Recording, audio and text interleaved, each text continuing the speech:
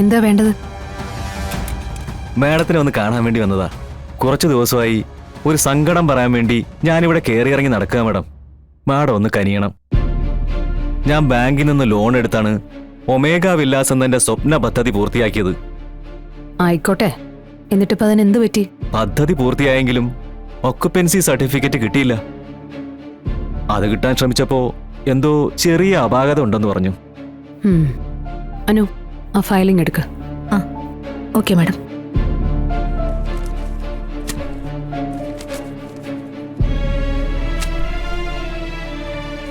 Madam, ഇതാ file.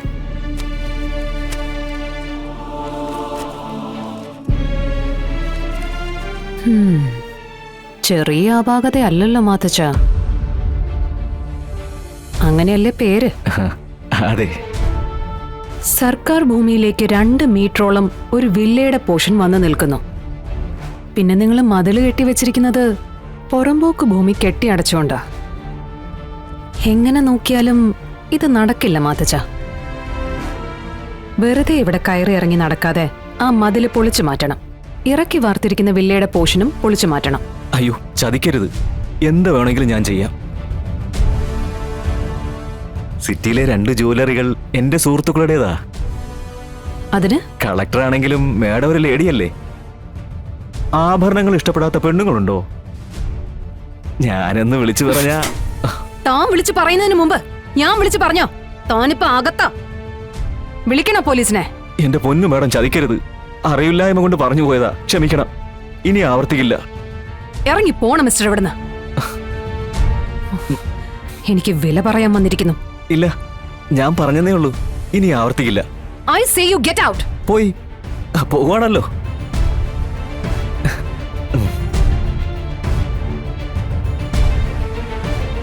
Anu madam, ഇനി എന്നോട് ചോദിക്കാതെ ഒരാളെയും ഇതിനകത്തേക്ക് കയറ്റിവിടരുത്. Yes madam. ഇന്നത്തെ എന്റെ ദിവസം തന്നെ കളഞ്ഞു.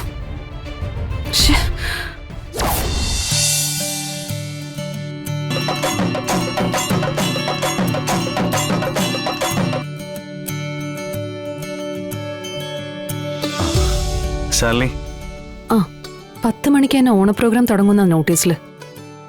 അല്ല, പപ്പിയും സത്യൊന്നും ഇതുവരെ റെഡിയായില്ലേ? ടൂറ് പോയി വന്നതിന് ശേഷമേ 2 പേർക്കും എപ്പോ നോക്കിയാലും അങ്ങ് ക്ഷീണമാ.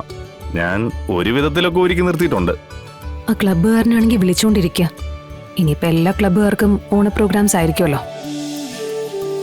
ഇന്നിപ്പോ വേറൊരു ക്ലബ്ബിൽ നിന്ന് വിളിച്ചിട്ടുണ്ടായിരുന്നു. അത് പിന്നെ ഞാൻ ഒഴിവ് പറഞ്ഞു. ഇനി ഇതിപ്പോ പോവാതിരിക്കാൻ പറ്റില്ലല്ലോ. അവര് നോട്ടീസിൽ പേരിനൊപ്പം ഫോട്ടോ സഹിതം വെച്ചിട്ടുണ്ട്.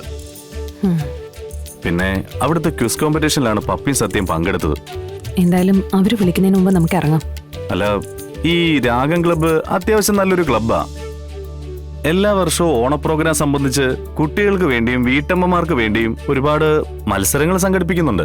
ഓരോരോ പ്രശ്നങ്ങളിൽ പെട്ട് നെട്ടോട്ട് ഓടുന്നതിനിടയ്ക്ക് ഓണം വന്നതുപോലും ഞാൻ അറിഞ്ഞില്ല. ഇനി വൈകിക്കണ്ട, അവരെ വിളിക്കേ. പപ്പി സത്യേ, ദാ അമ്മ വിളിക്കുന്നു കേട്ടോ. ആ, സമയമില്ല, പെട്ടെന്നിറങ്ങ്. അമ്മേ, ഞങ്ങൾ റെഡി.